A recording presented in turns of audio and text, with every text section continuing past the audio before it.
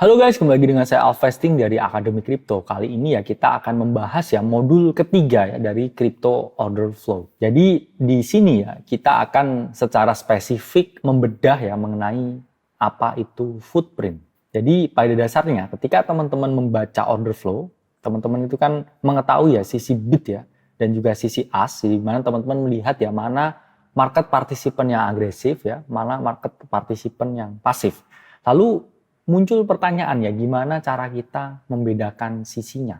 Jadi seperti ini ya teman-teman ilustrasinya ya. Di sisi kiri ya bid yang dilambangkan dengan warna merah dan di sisi kanan ya ask dilambangkan dengan warna hijau. Ketika ada ya passive buyer dan aggressive seller ya itu masuknya di sisi kiri, di sisi bid. Namun ketika ada passive seller ya, dan aggressive buyer itu ada di sisi kanan, dilambangkan dengan warna hijau atau ask. Jadi ya tidak ada ya secara teknis gimana ya teman-teman untuk mengetahui ya mana nih ya pembeli yang aktif ya, mana nih pembeli yang pasif atau mana nih penjual yang aktif ya, mana nih penjual yang pasif. Tapi teman-teman bisa menggunakan suatu tools tertentu yang mana tools itu bisa mempermudah ya teman-teman mengetahui ya kira-kira kecenderungan ya dari para market participant yang aktif dan juga pasif. Jadi toolsnya itu ya ini adalah Volume Profile Fixed Range ya atau VPFR. Jadi VPFR itu adalah indikator volume yang mana menunjukkan data yang mana harga, likuiditas, dan volume dalam kurun waktu tertentu. Jadi seperti ini ya teman-teman, di sisi kiri ya, di sisi bid yaitu adalah passive seller dan aggressive buyer, sementara di sisi kanan yaitu adalah ask, itu adalah passive buyer dan juga aggressive seller. Di sini secara detail ya, kita nggak bisa membedakan ya antara dua sisi ini, tapi dengan VPFR ya kita bisa mengetahui ya teman-teman di sini, oke,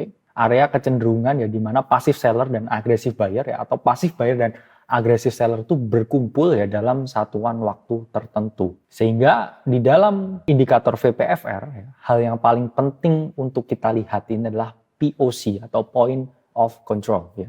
Apa itu Point of Control?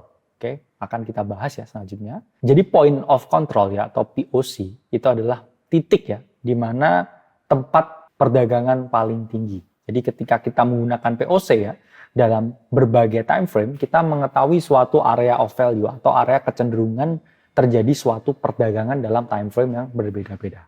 Nah ini misalkan ya, POC dalam H1 Bitcoin, ini bisa bertindak sebagai suatu support area ya. Karena apa ya? Karena kita di sini mengetahui ya, para pembeli yang pasif, para pembeli yang agresif ya, para penjual yang agresif, para penjual yang pasif, ini berkumpulnya dagangnya di mana? Di sini kita tahu ya POC-nya ada di 36427 sehingga di sini dapat dijadikan sebagai suatu area kecenderungan untuk melakukan long. Namun POC ini ya ketika teman-teman lihat di dalam time frame yang lebih kecil, dia bisa memiliki suatu point of view yang berbeda. Tadi kan di time frame yang besar itu jadi suatu area kecenderungan untuk pembelian ya, tapi kalau di sini time frame yang lebih kecil ini bisa menjadi suatu resistance atau area jual. Sehingga teman-teman harus menggunakan time frame yang lebih besar ya, karena itu lebih relevan. Oke, dari sini bisa dipahami ya teman-teman. Oke, saya Alvesting dari Akademi Kripto. Sampai berjumpa di video selanjutnya.